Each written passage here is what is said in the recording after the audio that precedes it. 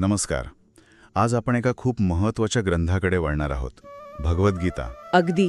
आणि त्यातही आपण सुरुवात करणार आहोत अगदी पहिल्या श्लोकापासून. हो, आपल्याकडे गीतेचा पहिला अध्याय आहे, त्याचा पहिला श्लोक आणि त्यावरचं थोडं विश्लेषण. कल्पना करा, कुरुक्षेत्राचं ते मैदान, ज्याला धर्मक्षेत्र असंही म्हटलंय. बरोबर. आणि तिथे कौरव आणि पांडव युद्धासाठी सज्ज होऊन उभे आहेत. आणि अशा वेळी या महान ग्रंथाची सुरुवात होते एका प्रश्नाने. धृतराष्ट्र विचारतोय. आज आपण तोच प्रश्न आणि त्याचा अर्थ जरा खोलात जाऊन पाहूया. नक्कीच. हा पहिला श्लोक आहे धृतराष्ट्राच्या तोंडी. तो स्वतः तर तिथे नाहीये, अंध आहे. हो. तो विचारतोय संजयाला. संजय त्याचा सारथी आणि मंत्री, ज्याला व्यासांनी दिव्य दृष्टी दिली आहे. अच्छा, काय आहे तो श्लोक? श्लोक असा आहे: धर्मक्षेत्रे कुरुक्षेत्रे समवेता युयुत्सवः मामकः पांडवाश्चैव किम कुर्वत संजय. याचा सरळ अर्थ काय होतो? म्हणजे काय विचारतोय तो नक्की? तो विचारतोय, हे संजय, धर्मक्षेत्र असलेल्या कुरुक्षेत्रावर युद्धाच्या इच्छेने एकत्र आलेले माझे पुत्र आणि पांडूचे पुत्र यांनी काय केले, म्हणजे काय घडलं तिथे, हे त्याला जाणून घ्यायचंय. ओके. या दोन गोष्टी लगेच जाणवतात. एकतर धर्मक्षेत्र कुरुक्षेत्र आणि दुसरं म्हणजे हे माझे पुत्र आणि पांडूचे पुत्र. अगदी बरोबर पकडलत. मामकाः म्हणजे माझे आणि पांडवाः म्हणजे पांडूचे. हे असं वेगळं म्हणण्याची गरज काय? म्हणजे ते सगळे भाऊच होते ना, कौरव पांडव? हो, चुलत भाऊ. पण इथेच तर धृतराष्ट्राची मानसिकता दिसते. हा शब्दप्रयोग मामकाः त्याची आसक्ती दाखवतो. म्हणजे पक्षपात, स्पष्ट पक्षपात. तो पांडवांना आपले मानतच नाहीये जणू.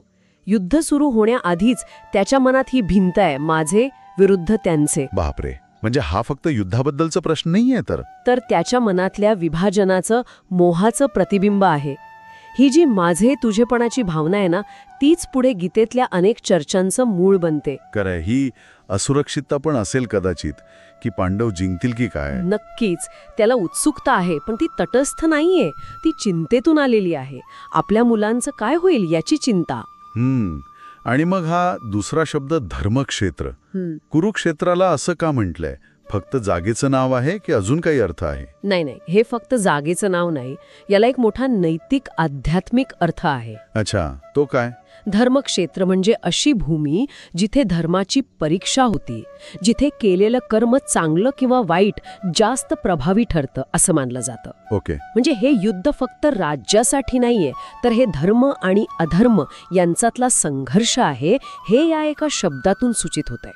इथे प्रत्येकाच्या नीतिमत्तेची कसोटी लागणार आहे. म्हणजे एका बाजूला धृतराष्ट्राचा हा उघड पक्षपात आणि मोह, आणि दुसऱ्या बाजूला ती भूमीच अशी आहे जिथे धर्माला महत्व आहे. अविश्वसनीय. म्हणजे पहिल्याच श्लोकात हा इतका मोठा विरोधाभास, एक प्रकारचा तणाव आहे. अगदी. आणि हाच तणाव, हाच विरोधाभास पुढे सगळी गीता उलगडणार आहे. धृतराष्ट्राचा हा प्रश्न जो आसक्तीतून आलाय, तो नकळतपणे एका मोठ्या नैतिक प्रश्नाला वाचा फोडतोय. त्याला चिंता मुलांची आहे, धर्माची नाही. पण हे सगळं घडतंय धर्मक्षेत्रावर. आणि याच पार्श्वभूमीवर मग अर्जुन गोंधळतो. बरोबर. अर्जुनाचा विषाद आणि मग कृष्णाचा उपदेश, या सगळ्याची सुरुवात कुठेतरी इथे होते. धृतराष्ट्राच्या मनातल्या याच मोहात आणि पक्षपातात गीतेच्या उपदेशाची गरज दडलेली आहे असं म्हणायला हरकत नाही. खरंच किती विलक्षण आहे हे. एका श्लोकातून कथेची आणि तत्वज्ञानाची दिशा कशी ठरतेय पहा. तर आपण पाहिलं की पहिला श्लोक फक्त युद्धाची जागा आणि वेळ सांगत नाही, तर तो धृतराष्ट्राच्या दृष्टिकोनातून संघर्षाची मानवी बाजू पण दाखवतो. मोह, पक्षपात आणि धर्मक्षेत्र हा शब्द त्या जागेला आणि युद्धाला एक नैतिक वजन देतो.